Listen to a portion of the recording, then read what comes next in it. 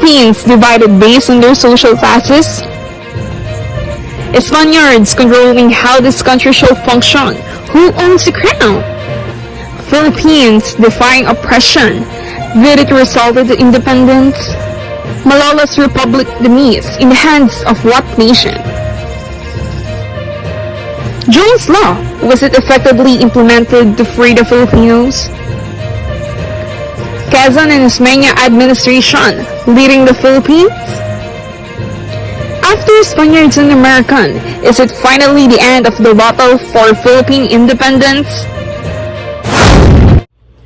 The truth is what we deliver, and compassion is what we render. Only here on CON 225. Serving you the remarkable excerpts from Philippine history. No revision, no exemption, no bias, just news.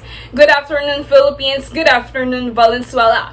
Live from Our Lady of Fatima University News Center, I am Jeremy Velasquez, your news reporter for today. Without further ado, let's hop on and hold on tight as our first reporter takes us back into a ride where Filipinos are divided. In prehistoric times, Dato' Raha was originally in the command of the Philippines. The Datos are regarded as the ruler and supreme authority of barangays, which are home to between 30 to 100 families. Traditionally, there was a separation of social classes, with the wall of nobles being characterized as maharlika, the laborers or free people as timawa, and the slaves as alipin, which can be further subdivided into namamahay or sagigilid, according on their privileges and ownership. Contrary to what we have presently implemented, the laws are the sole responsibility of the Senate and the Executive Office. Unlike before, laws were primarily developed by the Datos with the assistance of elders. Now, back to you, May. Hope you enjoyed the first stop. Thank you, Kat. Surely it was an enjoyable take-me-back experience. But our next reporter prepared something more nostalgic. With the news of Philippines, the crown colony of Spain, we have Lady reporting from Intramuros.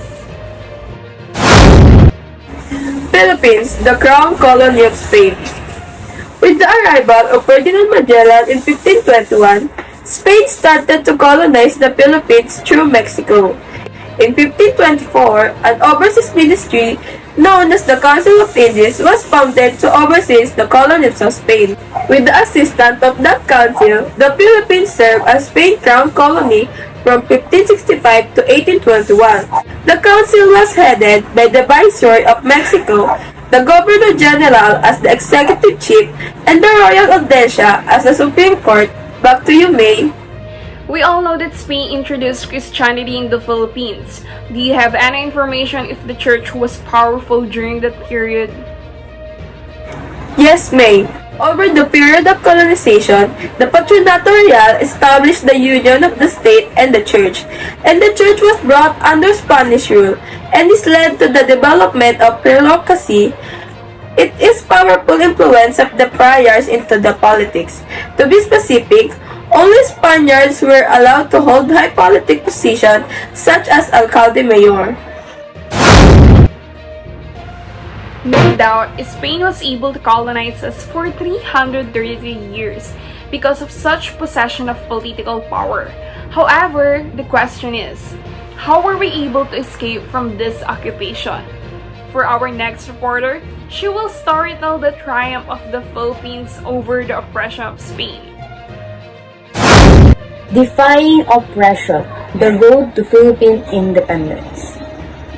Filipinos have constantly found themselves in resistance and struggle since the start of colonial rule. As a result, more than 100 revolts and acts of resistance occurred in an effort to achieve freedom. The Cavite monarchists failed attempt to overthrow the government in January 1872 led to a charge of rebellion against Gomburza, the three secular priests, Father Gomez, Burgos, and Zamora. After being convicted, they were executed. The Ilustrados in Europe were disappointed by the event. This triggered the creation of the propaganda movement. The most successful years of the propaganda were when Del Pilar, Hena, and Rizal were in command. The first novel by Rizal, No Limitangere, was recognized as the most effective propaganda used against Spain. Rizal, however, was dismayed by the lack of harmony and gave up his position as leader. After his return to the Philippines, he established La Liga Filipina secretly in Manila, but his plans were derailed after being exiled at Dapitan. After Rizal being exiled, was there any movement to free the country?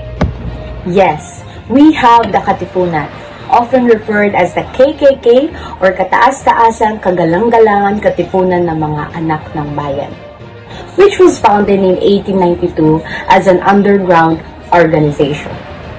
On August 26, 1896, in Bugadlawin, the Katipunan government led by its Supremo Andres Bonifacio declared its independence from Spain, sparking the nationwide revolt.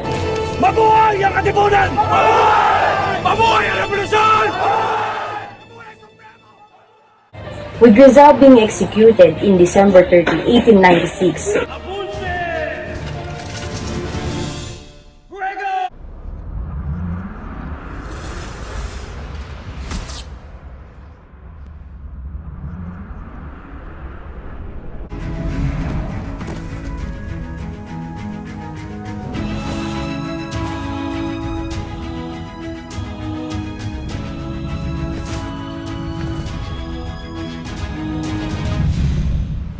more men and women joined to fight the Spanish rule. Bonifacio traveled to Cavite to further reinforce the Katipunan. The Tejeros conviction was held to bring the Cavite faction of Magdiwang and Magdalo together, but the assembly led to the Katipunan's dissolution. Bilang supremo ng Katipunan, pinapawalang bisa ko ang halalang ito.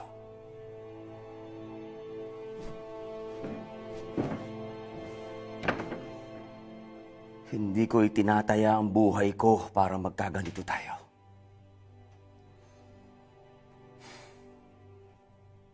Hindi ako ang kalaban.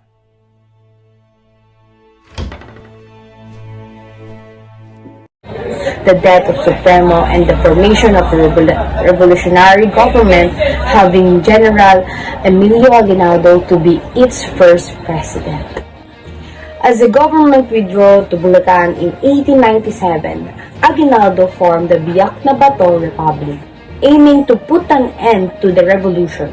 The Pact of Biak na Bato, an agreement between the governments of Spain and the Republic, was made. Following the initial payments of 400,000 to the revolutionaries, the agreement also called for the exile of Aguinaldo administration. Was the exile of the Aguinaldo administration ended the hopes to set free the country? No, May. While in exile, Aguinaldo continued to work on his return to the Philippines. He even had an unstable alliance with the Americans through Commodore George Dewey.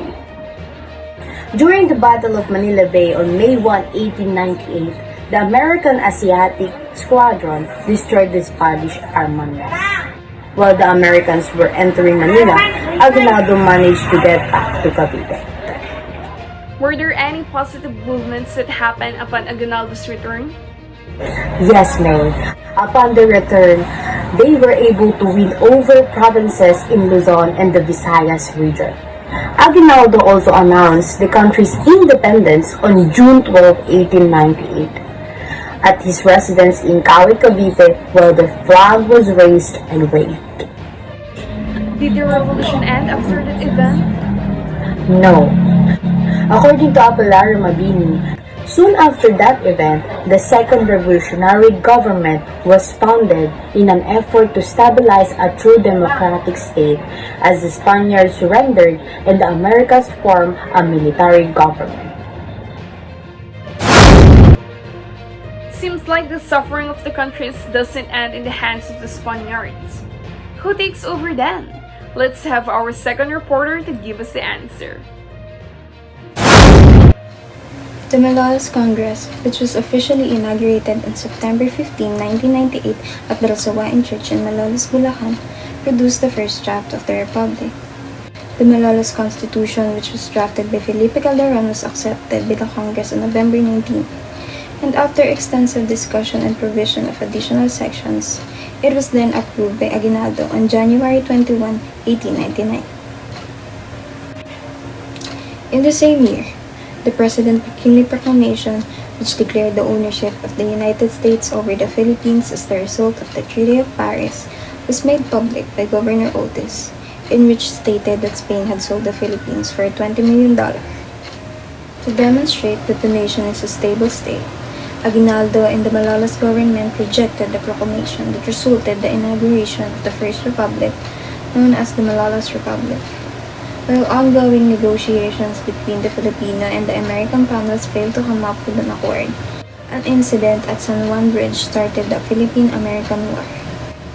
The war resulted in a succession of defeats as more American troops arrived. In his retreat to Isabela, he was captured, resulting in the fall of the country. Now we have the answer. Americas took over Philippines right after the Spaniards. But knowing Filipinos, we never surrender without a fight. We battle for freedom in any ways possible. With that, Joshua, reporting from San Juan Bridge, Sampaloc, Manila, will walk us through how the Philippines became autonomous. Joshua. The abduction of Aguinaldo led to William Howard Taft being appointed as civil governor by the U.S. civil government on July 4, 1901. Elected Filipinos offered to form an assembly in which they are allowed to serve in the lower chambers of the bicameral legislature. Hence the establishment of the Philippine Organic Act of 1902. Manuel Luis Quezon and Sergio Osmeñas were the first leaders of the Philippine Assembly. The act was the stepping stone for the Filipino government to thrive, which later on achieved in Governor Francis Burton's Harrison's administration. The U.S. Congress established the Philippine Autonomy Law, often known as the Jones Law, allowing Filipinos to work to assert their independence as they dominate the Philippine Commission's government positions. After Harrison's administration ended, Leonard Woods became the government. His anti-Filipino policies caused him to fall out of favor in the government officials, which resulted to the cabinet crisis of 1923, when all of his cabinet members resigned in unison. In 1931, the Osmeñas-Roas mission succeeded in implementing the Harris-Juarez-Cutting Act, but Quezon disapproved of it and instead focused on drafting his own independent measurements in the United States. Thank you, Josh. The creation of new administration was the Philippines' last and most important step towards achieving their ongoing goal for independence. We have our next reporter, Tweenie, to enlighten us if the goal was effectively pushed through. Tweenie. The Philippine legislature elected representatives to the Constitutional Court on July 10, 1934. The delegates' task at the convention was to draft the Philippine Constitution. Manuel L. Quezon was elected as Commonwealth President in 1935, with Sergio Osmeña as Vice President. I, Manuel Luis Quezon, hereby solemnly swear that I will faithfully and conscientiously fulfill my duties as President of the Philippines. National defense was the government's first concern under the 1935 Constitution. Under the Commonwealth, new cities and government offices were created. Women were given the opportunity to vote, and Filipino, a language derived from Tagalog, was made the national language. Back to you, May. That was such a great news for the country indeed. We slowly regained some independence after being colonized by two powerful nations. But I think this doesn't end our fight for freedom. I've heard an Asian country also made their move. Let's figure it all out with our last reporter, Princess. On December 7, 1941, the Japanese began their invasion of the Philippines. and Manila was occupied on January 2, 1942. The Japanese military administration was established on January 3 by the Japanese High Command. General MacArthur also departed Corregidor after President Quezon. Bataan was captured by the Japanese after months of bravery and resistance, which sparked the death march from Malibeles, Bulacan to San Fernando, Pampanga. Corregidor was captured in May 1942 after protracted warfare and airstrikes. A constitution was created by the Philippine Preparatory Commission and approved by the Constitutional Assembly. The Second Republic was inaugurated on September 20 with Jose P. Laurel as President and Benigno Aquino as Speaker of the National Assembly. As the Chairman of the Philippine Executive Commission, George Vargas' reign came to an end. As Japan continuously invaded the Philippines, were there any attempts to gain back the country? President Quezon died on August 1, 1944, and President Osmeña assumed power in Washington, D.C., serving as Commonwealth President. On October 20, President Sergio Osmeña and 174,000 American forces arrived on Leyte, accompanied by USAF Commander General MacArthur in the Battle of Leyte Gulf. The Japanese were defeated. MacArthur arrived in Lingayen on January 5, 1945 and took Manila in February. MacArthur announced the liberation of the Philippines on July 5, 1945. Americans used brand new atomic bomb to decimate Hiroshima and Nagasaki in order to pressure Japan into submission. The Japanese officially signed their surrender to the Allies on August 5, 1945 on board the USS Missouri.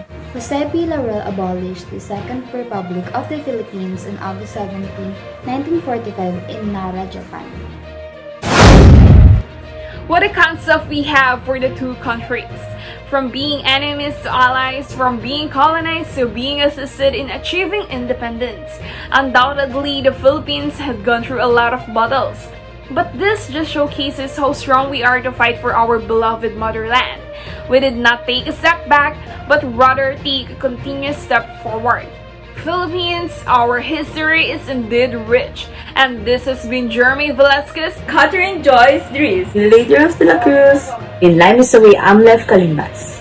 Jayla Delantar, It's been Joshua Cruz Ortega. Twinnie Minyan, and Princess Enriquez. for CO1 225.